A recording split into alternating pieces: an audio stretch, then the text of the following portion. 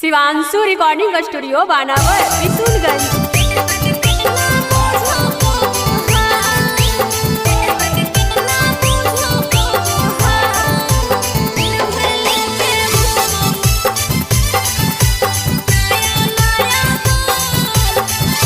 Mix by Manish Arya.